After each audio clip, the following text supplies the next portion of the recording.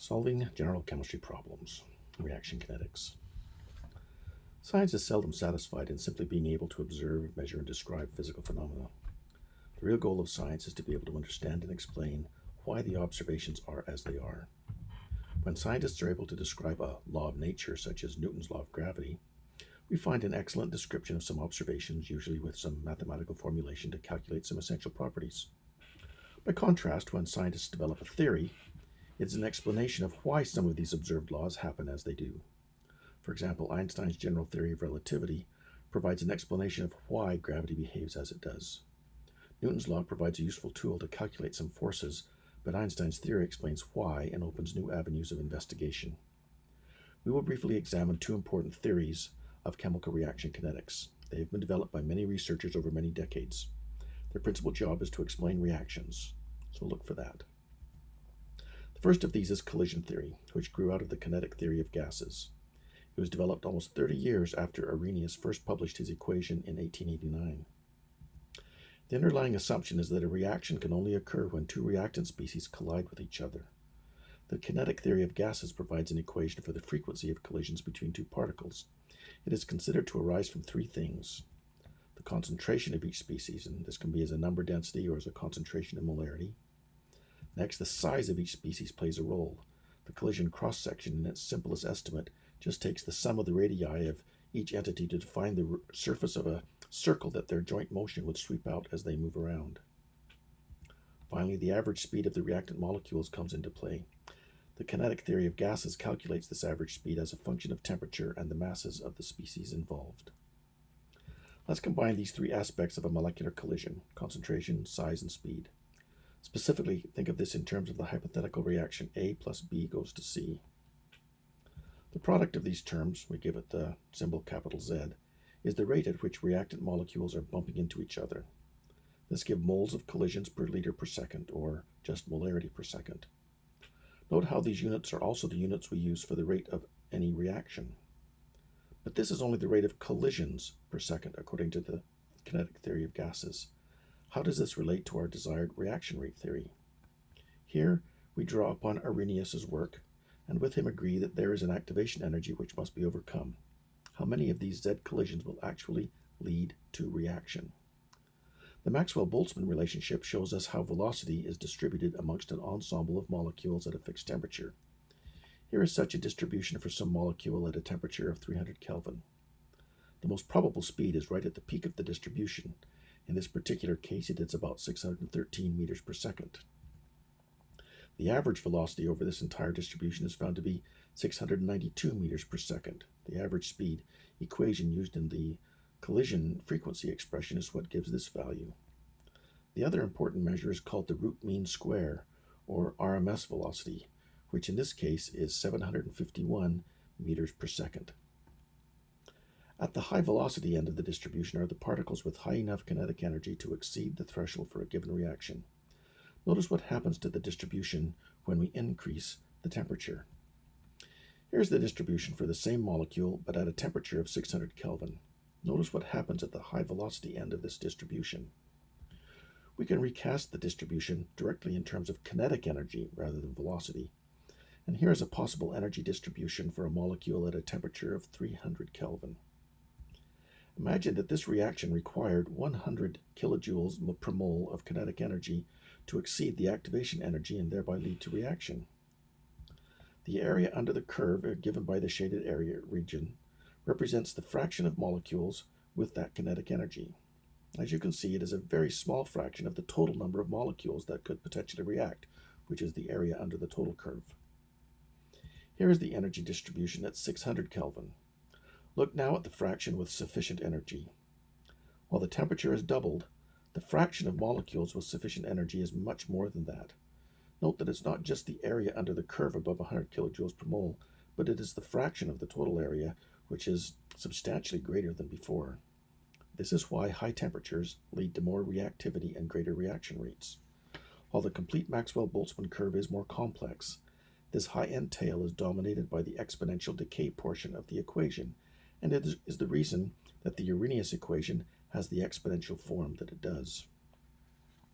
Returning to the collision theory, we start with the total collision rate. We will develop an expression for a reaction rate and will therefore want to keep the concentration terms separate. So we split the capital Z into a lowercase z and the concentration terms. We now multiply this total rate of collisions by the exponential term that describes the fraction of collisions with energy greater than the activation energy. Compare this with the expression we use for the reaction rates, and we see that collision theory gives this mathematical expression for the rate constant. Notice how the rate constant depends upon temperature. There is both a term in the square root of T and another involving the exponential of the negative reciprocal of temperature.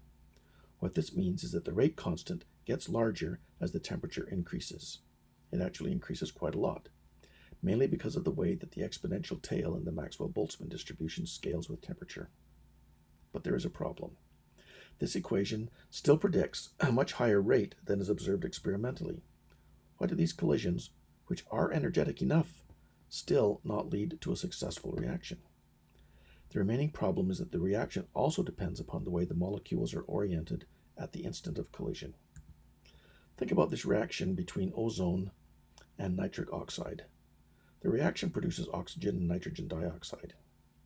If the collision between the two reactant molecules has sufficient collision energy, but if the nitric oxide hits oxygen atom first, then it can't form the new nitrogen-oxygen bond and the reaction is unsuccessful. By contrast, a collision with the nitrogen atom first is more likely to be successful. Because of this additional complexity, another term needs to be included in our expression for the rate constant that reflects its orientation dependence. This has proven to be difficult to calculate just from first principles. Instead, collision theory multiplies in a term called the steric factor, and we give it the symbol ρ. This is a number less than 1 that represents the fraction of correctly oriented collisions. Basically, the difference between the expected collision reaction rate and the observed reaction rate determines the steric factor. This is the overall expression for a reaction rate constant within collision theory. The expression is the most useful in helping us to understand chemical reactivities. It points out that 1. Reaction rate constants increase exponentially with temperature. 2. Reaction rates depend upon reactant concentration. 3. Collision events must be able to exceed some activation energy. And 4. Collisions must be correctly oriented to lead to products. Each of these aspects of molecular collisions shows up in the calculation of a rate constant. While this collision theory started to provide some insight into chemical reaction rates, questions still remained. What really is this activation energy EA? How could we assess this steric factor ρ? What was to be made of the large grouping of factors occurring here before the exponential term? Following the First World War and throughout the 1920s, many scientists continued to refine reaction rate theories. Many came to realize that what was missing was detailed insight into the energetics of what was happening molecularly as the bonds of the reactant molecules distorted, stretched, bent, and broke, while the bonds of the new product molecules were forming with all their new vibrations, rotations, and translations. In the early 1930s, Michael Polanyi and Henry Eyring developed the notion of multidimensional potential energy surfaces to describe the potential energy changes during a reaction. By 1935, they, along with Meredith Evans, developed a theory of chemical reactions that focused on finding the lowest energy path on these surfaces that led from reactants to products. To help you visualize this process, imagine two valleys in the mountains. A pass between the mountains represents the lowest energy path to connect the two valleys. A hiker must climb up to the pass, must exert a lot of energy, before being able to walk back down to the other valley. While this path does take some effort, it is the least amount of energy that the hiker must expend. Any other path will require more effort. This energy to climb over the pass is the activation energy of chemical reactions. The pass over which a reaction must climb is this minimum energy pathway. The highest point on the pass is referred to as a saddle point because of its shape. The reaction goes down in energy if it goes to either backwards to reactants or forward to products, while it must go up in energy if it goes in other directions. Consider here the simplest of chemical reactions. AB plus C goes to A plus BC, the breaking of one bond, the AB bond, and the forming of another bond, the BC bond. This is a look at a side view of a potential energy surface that could describe the interaction between these three atoms. The two values represent the gain in binding energy from the forming of the AB bond or the forming of the BC bond. The reaction follows the path up to the saddle point and then slides down into the other potential energy valley as it forms the product molecule. The vertical direction on this graph is potential energy, while the x and y directions are the two molecular bond lengths, AB and BC. In traveling along this path, the C atom starts to collide with the AB molecule. The BC separation distance gets smaller. At the top of the pass, this entangled ABC entity, this high-energy arrangement of A, B, and C atoms, then slides into the deeper potential well, with the AB distance increasing while the BC distance stays at the new BC molecule's bond length. A chemical reaction has occurred. Here's a top-down view of the same process. It starts with a C atom bearing down on the AB molecule, the AB bond length being fixed. It enters the high-energy configuration at the saddle point pass, and it ends with the A atom zipping away, leaving behind the B and C atoms bound together at the BC molecule's bond length. Now, these are admittedly complicated pictures. People can make a career out of studying them. In fact, people have won Nobel Prizes studying them. So what about you and your studies in general chemistry? Well, a greatly simplified picture is used that can still provide some useful insight into the concept of chemical reactions. Look at this potential energy surface again. The path described by the red arrowed line is the key path to follow. The rest of the surface is still very important and needs to be considered, but that introduces complexity beyond general chemistry. So we focus on just this path. We will now look at this same process, but on just a two-dimensional graph. It will be easier to follow. The y-axis is again energy. The x-axis will report the reaction's progress along this path, which we will refer to as the reaction coordinate. We will just look at motion along this specific path. We will follow the same path on both graphs. The reaction begins with the reactants, whose potential energy increases as the collision induces strain in the bonds of the molecules involved. This continues until it reaches the saddle point, this point of maximum distortion, this point at which the complex of atoms is activated, this point that marks the transition from reactants to products. Then the atoms relax down into the product molecules, who fly apart with the atoms in the new arrangement. Reaching the saddle point is the key to a chemical reaction. The energy needed to get from reactants up to that point is this activation energy, first proposed by Arrhenius. And the peak in the curve is called the transition state, or the activated complex. Another important feature of this graph is the energy difference between the reactants and products. This difference is the enthalpy change for the reaction. In a reaction such as this one, where the products lie at a lower energy than the reactants, the reaction is exothermic. When following the reaction path, the reactants consume some energy in order to reach the transition state. But as the transition state relaxes, it releases all the energy it consumed, and then some more. This ends up as the reaction's enthalpy release. From here on out, it is these two-dimensional graphs that we will mainly use in general chemistry to shed light on the kinetics of chemical reactions. Remember that they are simplifications of a rather complex motion through the multidimensional potential energy space of reacting molecules. But even though they are simplified, they can still provide considerable insight into the nature of chemical reactivity. So which of these reaction energy diagrams describes a reaction that 1. Has the greatest activation energy, 2. is exothermic, and 3. is endothermic? Well, activation energy is the height of the barrier from the reactants to the transition state. We can draw this in on each energy diagram for all three of them. By inspection, it's easy to see that graph B correlates to the reaction with the largest activation energy. Now, by contrast, the reaction thermicity is assessed by comparing the energy of the reactants to that of the product. Every reaction requires the input of some energy to reach the transition state. If, when relaxing to the product state, the reaction returned the exact amount of energy that it absorbed to reach the transition state, the activation energy, then the reaction would be energy neutral. But if it ends up below the reactants in energy, then it has released more than it absorbed, and the overall reaction must be exothermic. Conversely, if it ends up above the energy of the reactants, then it must be endothermic. It absorbs the activation energy to reach the transition state and releases less than that when relaxing to products. Overall, it is endothermic. By inspection of the three reactions, we see that both A and B are exothermic, while C is endothermic. Note also that reaction A has the largest exothermicity. Now, we need to say something more about the work of Polanyi and Eyring. Look again at these reaction energy diagrams. Collision theory has guided our perspective on reaction kinetics so far. The theory basically tries to determine reaction rate constants by responding to these questions. How frequently do the reactant molecules collide with each other?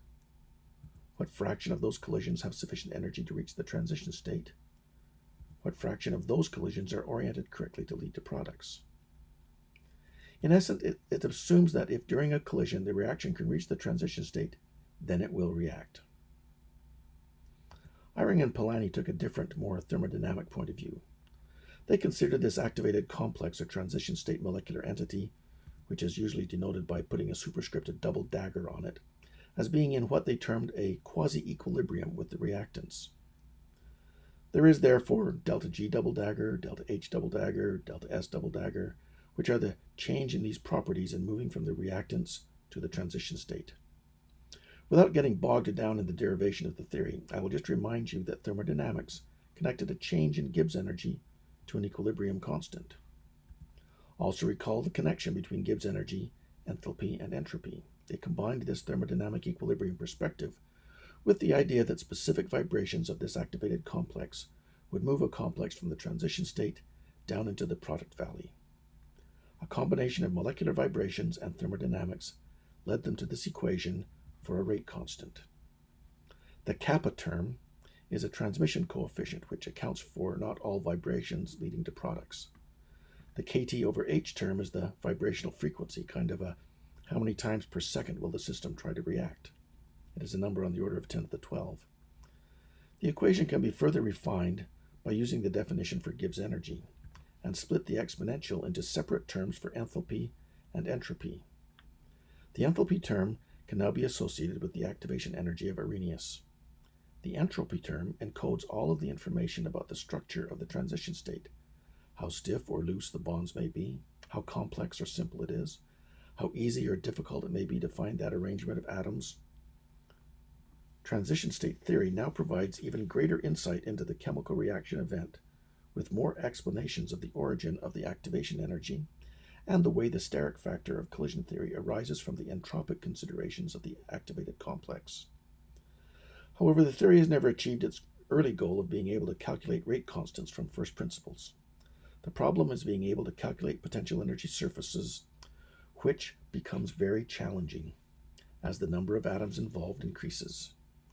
Its main value is the insight it gives conceptually to the various aspects of the chemical reaction event. However, scientists are continually improving our theoretical calculational tools, and the theory may yet prove computationally tractable. By looking at the Eyring equation, predict what will happen to a reaction rate constant as the temperature increases, the enthalpy gain to reach the transition state increases, the entropy gain to reach the transition state increases. Note how the temperature appears both in the energy exponential term and in the expression before the exponential term. This is the same as in collision theory, except here T appears in front as the first power, while in collision theory it appears as the square root of temperature. But nevertheless, both terms imply an increase in rate constant as the temperature increases. To reach the transition state always requires an increase in enthalpy. That is the height of the barrier that the reaction must crawl over. If that barrier increases in height, which is what an increase in enthalpy means, then the reaction rate must decrease. This is what happens in the equation when the term appears as a negative exponent. By contrast, an increase in entropy term would lead to an increase in the reaction rate. Note how the sign in that exponent is the opposite of that found in the enthalpy term. Reflect for a moment on the kinds of changes in a molecular entity that cause its entropy to increase. The value to students from both collision theory And transition state theory is in providing some insight into the molecular aspect of chemical reactions. When you think about any reaction, you can always remember things like collision energy, activation energy, collision orientation, and the entropy and enthalpy of the transition state. This can give you some insight into what is happening.